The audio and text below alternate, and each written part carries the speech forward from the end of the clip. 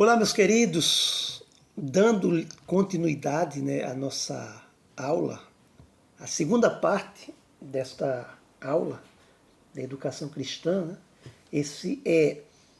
estamos na terceira aula e esta aula está dividida em duas partes. Então, como observamos anteriormente, estamos discutindo sobre o humanismo e o cristianismo. E é interessante lembrarmos que toda a filosofia de governo é sustentada por uma filosofia da educação. A separação entre a declaração de fé, que é o sagrado, conhecido como a educação cristã, como também, por outro lado, o sistema educacional, que é o sistema secular. E esse sistema secular, ele não é bíblico. E o professor, na classe, ele expressa quem, o que o governa, certo?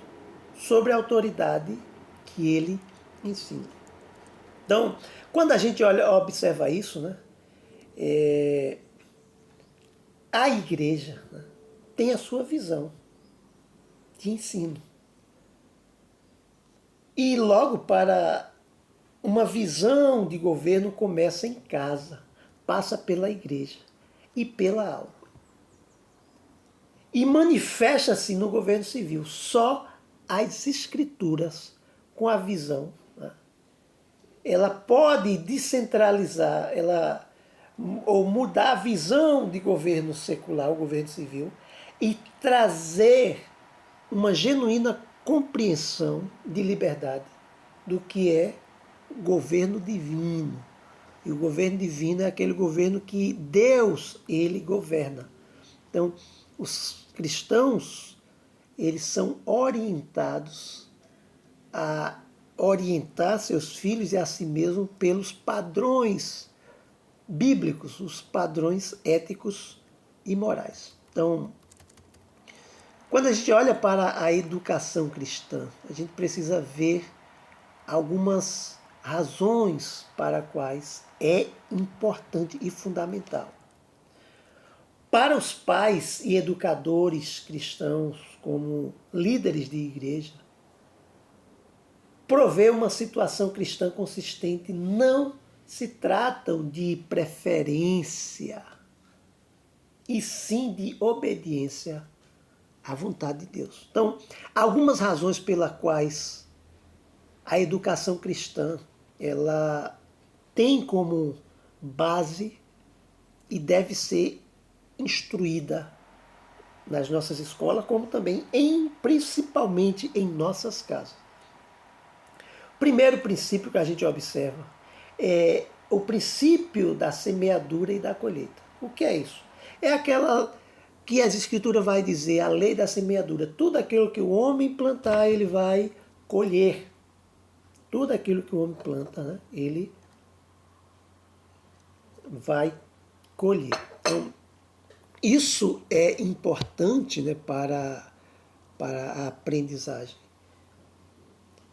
Nós não devemos ser tolo, pedir para que Deus eduque ou conduza os nossos filhos no caminho dele, se nós não paramos para instruir os nossos filhos no caminho do Senhor. As promessas de Deus começam-se como uma ordenança para nós. Ensina o teu filho no caminho que deve se andar, para que, quando ele cresça, não se desvie nem para a direita nem para a esquerda. Então, primeiro, é uma ordenança de Deus para os pais com os filhos. E às vezes nós negligenciamos isso e pedimos para que Deus mude certas situações dos nossos filhos, onde nós deixamos de lado. Então, a lei da semeadura. Você quer ter filhos cristãos, filhos importantes numa sociedade, filhos tementes a Deus, comece sendo a base deles, ensinando-os cada vez mais. Precisamos disso. Os nossos filhos precisam serem orientados. Eu gosto do Salmo 127, que ele diz, olha, os filhos são a herança do Senhor. Bem-aventurada a casa ou a aljava cheia deles, porque os filhos são como flecha na mão de um valente. Quem é o valente? O pai. Alguém que está apto para ir para a guerra. Quem são as flechas? Os filhos. O pai simplesmente pega ali no alforje as flechas e atira para o alvo certo. E os pais devem direcionar ou atirar os seus filhos, lançá-los para o alvo certo, para que os seus filhos não errem o alvo a qual os pais os designaram. Então,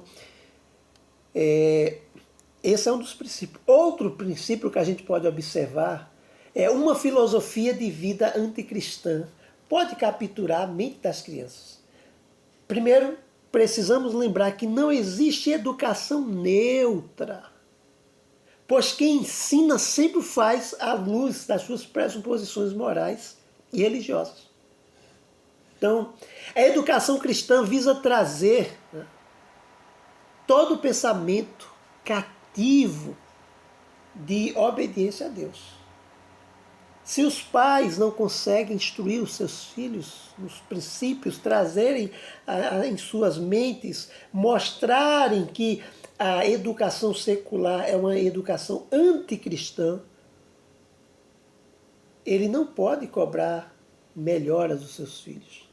Às vezes os filhos querem ir para a balada e não querem ir para a igreja, querem ir para o shopping, querem curtir os momentos dessa vida. E os pais seguem seus filhos e não os filhos seguem os seus pais. Porque falta essa educação cristã. E são princípios importantes.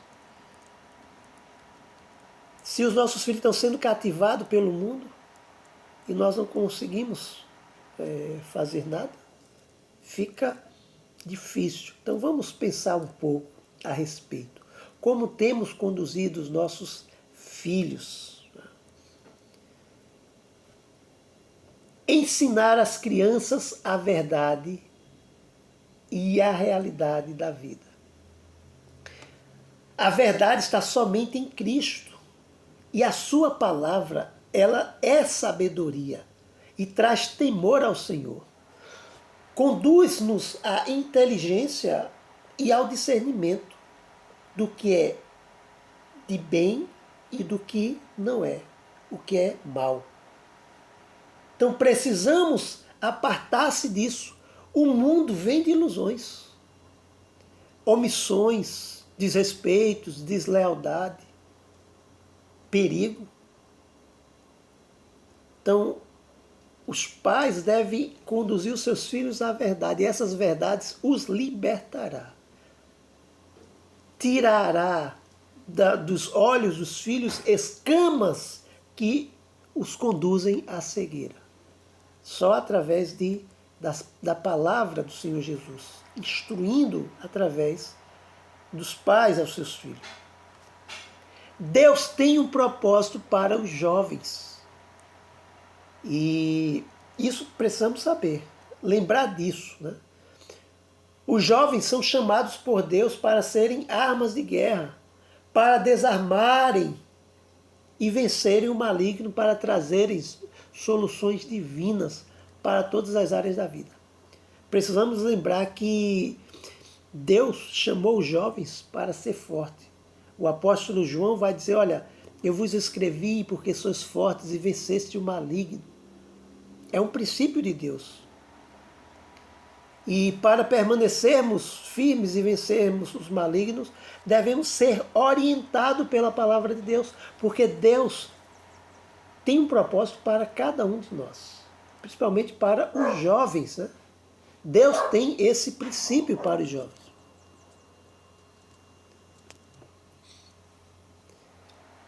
Juventude sadia, juventude forte. Juventude que não conhece a Cristo, ela não pode ser forte e serão conduzidas pelo que a vida proporciona. Então, Deus tem um propósito para os jovens. E os pais devem centrar isso, né? Trazer isso à tona. Então, por que uma educação cristã. Logo antes da gente entrar nisso, tem alguns livrozinhos do meio bem interessante, né? Livros simples que você pode encontrar em qualquer lugar. Primeiro esse aqui, ó, Filhos Brilhantes, Alunos Fascinantes. Ele é excelente, traz um conceito de que para você ser bons alunos é porque você tem uma base boa. E essa base é em casa. Você é um bom filho. Porque o seu pai, os seus pais desenvolveram em você isso. Outro livro aqui, ó, Pais Brilhantes, Professores Fascinantes. Quando um pai, ele é um pai brilhante, ele ao mesmo tempo será um professor, um condutor, que traz fascínio na compreensão dos filhos. E nas escolas os filhos irão aprender mais, desenvolver o córtex cerebral. Outro livro aqui, ó, é um livro bem antigo, A Arte de Compreender. Esse livro ele é excelente. Ele traz uma ideia, uma dimensão da compreensão, é como se fosse uma ponte ligando um rio ao outro lado. E para sermos compreendidos, somos essa ponte de ligação. Quando conseguimos ser uma ponte de ligação, passamos a compreender. Então, A Arte de Compreender é um livreto bem interessante, bem dinâmico, que traz uma boa educação, tanto para crianças, jovens, como também adultos. Outro livro, esse livro aqui, muito interessante, né? O tema dele são pais cristãos, filhos cristãos. É impossível, meus queridos, ou melhor, né, talvez eu use um termo pesado, mas é imperdoável eu ser um pai cristão, a qual meus filhos não são cristãos, a qual eu não consigo instruir os meus filhos a serem como eu. Qual o exemplo que eu sou para ele? E a educação cristã vai despertar isso em nós, vai aguçar a nossa mente nisso. Será que eu sou um bom professor? Será que eu sou um professor fascinante? Um pai brilhante? Para que meu filho siga os meus passos? Então, isso é algo que devemos pensar. Então, por que escola cristã? Eu sou professor do meio secular. Né? Quando falo meio secular, é professor de escolas públicas e privadas. E de algumas escolas, no meio privado, eu ensinei, né? Ensino em duas escolas cristãs, escolas com bons exemplos, né? Bons exemplos. Eu gosto muito, né? E eu gosto de trazer essa dinâmica da educação secular, trazendo a visão cristã, a qual o mundo secular ele oculta. E os pais precisam ter uma compreensão do que é ocultado em nossas escolas. E muitas das vezes ele não percebe. Um homem normal não percebe, mas um cristão deve perceber. Então, por que uma escola cristã? Assim fica mais fácil de compreender o que é uma escola cristã. Se as razões forem apenas o ambiente mais saudável, isento de palavrões e drogas, da prostituição, de imoralidades e de doutrinações, como o criacionismo e o evolucionismo, mas o maior compromisso com resultados acadêmicos, a ordem a disciplinas e entre outras coisas. Então, a escola ela é bombardeada constantemente. A educação ela é bombardeada constantemente. Então, as razões corretas para se pensar numa escola cristã estão, em primeiro lugar, diretamente ligada ao que entendemos anteriormente por educação cristã. O que é educação cristã? É educação com princípios das Escrituras, né? A base dos princípios de Jesus, trazendo-lhe, fazendo com que uma criança seja não só uma criança, mas uma boa criança. Um filho não seja só um filho, mas um bom filho, um filho que respeite, que zele por princípios éticos, morais, valores, que vejam os pais como pessoas preciosas e importantes, que ele se veja como uma pessoa importante numa sociedade em desordem. Logo, quando a educação cristã ela é vista dessa ótica, somos educados nos princípios de Deus, aí sim começamos a ver de forma diferente. Então, somente uma escola constituída com a base nas perspectivas escriturísticas, ela pode apoiar as famílias no processo educacional, acrescentando recursos profissionais específicos e caminhando sobre a supervisão dos pais, que é importante. Então, quais os efeitos que a escola não cristã traz, né? Logo, precisamos lembrar que a escola não cristã é totalmente oposta à escola cristã. O seu sistema filosófico é diferente e trazem perigos constantemente para uma mente em construção. A mente de uma criança, de um adolescente, está em processo de construção. As influências negativas, as fantasias, fazem com que essa criança crie não uma fantasia própria de um mundo imaginário de uma criança, mas de uma perspectiva secular, sem Deus, uma perspectiva cega. Então, quais são os perigos que esse ensino na escola não cristã traz? Primeiro, a pressão do meio anticristão. O ambiente e o governo da sua escola secular, e principalmente as públicas, né, elas são massacrantes para uma mente imatura de uma criança. Não se pode esperar que uma criança saiba discernir sempre o que é bíblico e o que se posiciona contra isso. Então, as escolas secular, não cristã, elas têm seus próprios ensinos, suas influências culturais, e às vezes suas influências culturais são, da maioria delas, com princípios pagãos, princípios a quais as escrituras abominam. Eu sempre gosto que no mês de agosto vem a questão no nosso país, aqui no Brasil, tem-se o folclórico brasileiro, é baseado em lendas místicas, né, e terríveis. Então eu gosto de, como historiador, instruir os alunos a compreender o que essas histórias significam e a qual nós não devemos dar créditos a ela. Por quê? Porque ela pode ter um valor secular, mas para nós não tem nenhum valor. A cultura, o cristianismo, ele é anticultural.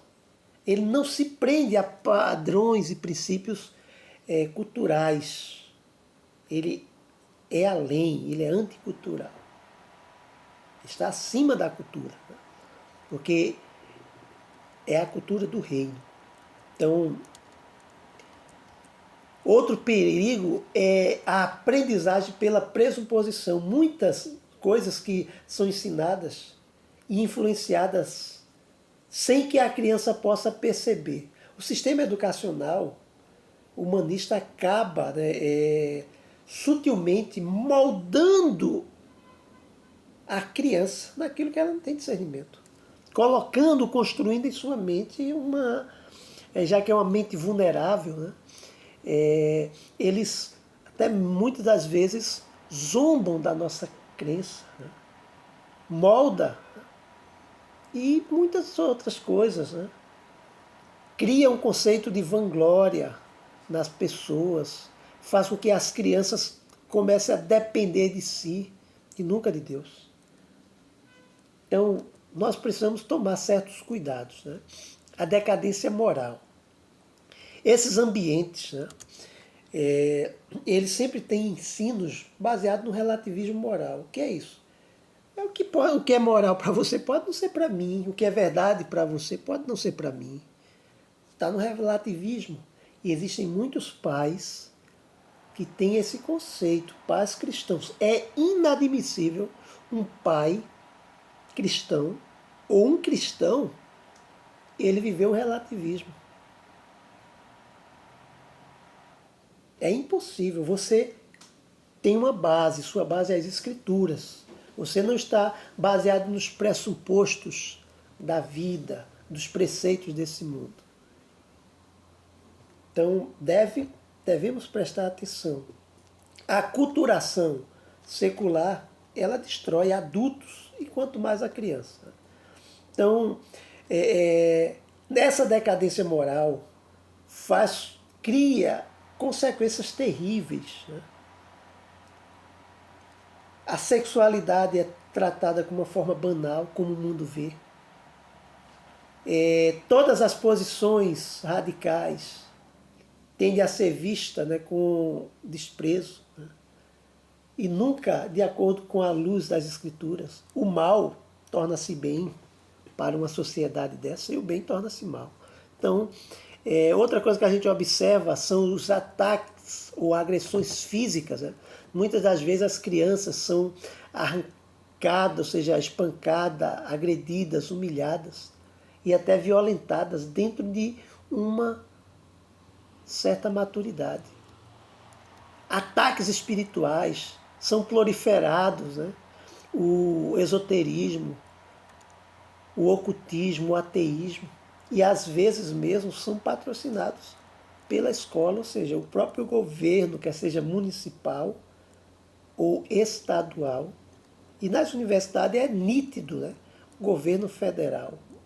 Eles patrocinam isso contra a própria família. Isso é comum em uma sociedade sem Deus. Também observamos os perigos ao desenvolvimento intelectual. É notório a deteriorização dos padrões de ensinos particulares, né? Ou particularmente em escolas públicas. Isso deve-se não apenas à fala ou à falta de uma visão na educação, mas também à natureza decaída dos educadores envolvidos, né? Então devemos honrar a Deus em tudo da nossa vida.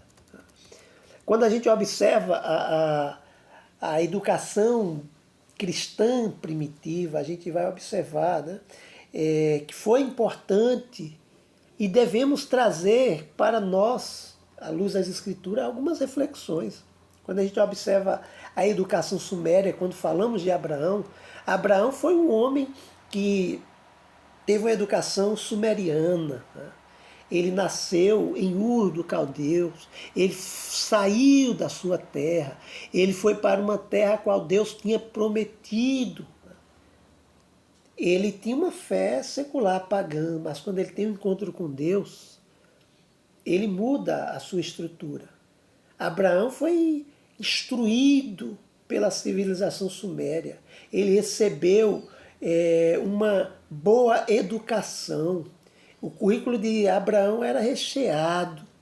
Ele foi preparado por pessoas para o trabalho religioso e comercial e governamental. Abraão foi um bom administrador.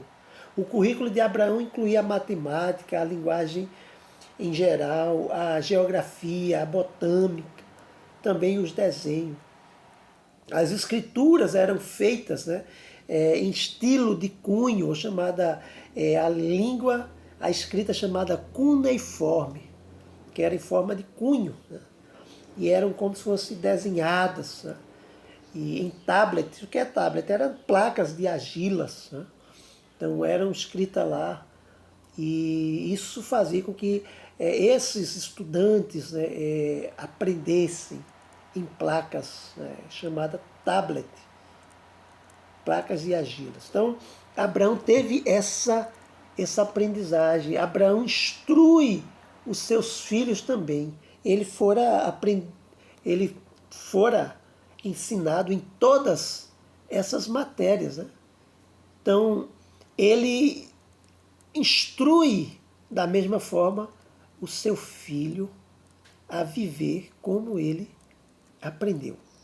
A gente observa que no Egito, Moisés ele foi criado com as instruções egípcias. Ele foi instruído com toda a ciência do Egito, né? Incluindo a aritmética, a geometria, a poesia, a música, a astronomia e muitas outras matérias. Ele foi educado para governar. Ele foi instruído como filho do rei. Já na educação judaica, a gente observa algo bem importante, né? E esse termo ensina o menino no caminho que ele deve andar para quando ele envelhecer não se desvie, né? Então, quando a gente observa, quando o povo judeu sai do deserto e entra em Canaã, não tinha um sistema educacional organizado. Esse sistema desenvolveu-se na medida em que a civilização ela passou a progredir, sofrendo as influências de práticas de nações circunvizinhas, as nações vizinhas. Então, no início, portanto, a educação estava centrada, né?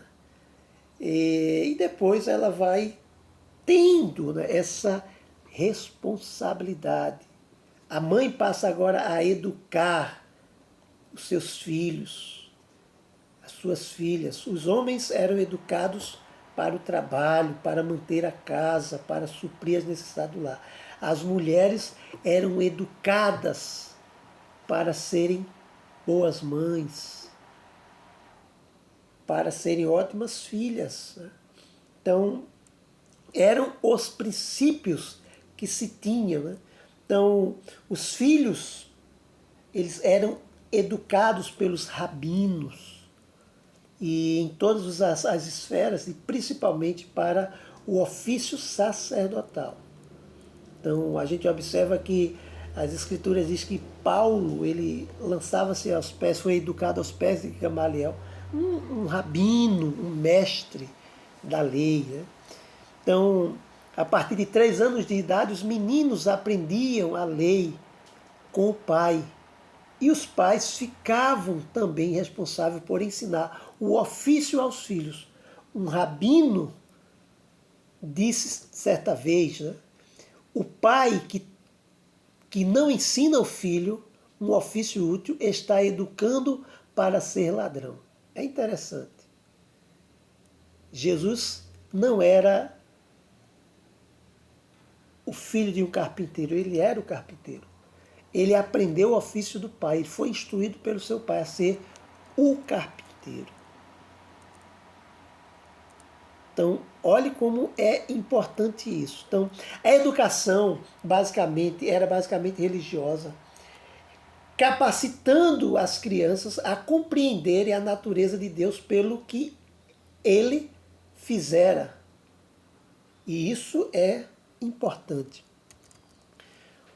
Quando os santuários começavam a fazer parte da vida do povo de Deus, é também possível para que as pessoas trabalhassem neles e tivessem começado a prover algum tipo de educação formal. Samuel foi instruído no santuário, nos templos, e daí ele passou a exercer funções, né? Então, a gente tem outras influências assírias e babilônicas, né? O exílio dos judeus para a Síria e a Babilônia levou os novos avanços da educação. Quando voltaram à sua terra, tornou-se parte do Império Grego e houve novos processos. Os reis assírios colecionaram milhares de tablets em argila numa biblioteca em Nínive. Eles contêm todo tipo de conhecimento, botânico, geométrico, química, astronomia, medicina, matemáticas, leis, religiões. E indicam até que ponto o sistema assírio de educação havia progredido. O livro de Daniel, no capítulo 1, a gente observa que conta com os membros da hierarquia israelita. Eles foram educados na corte babilônica.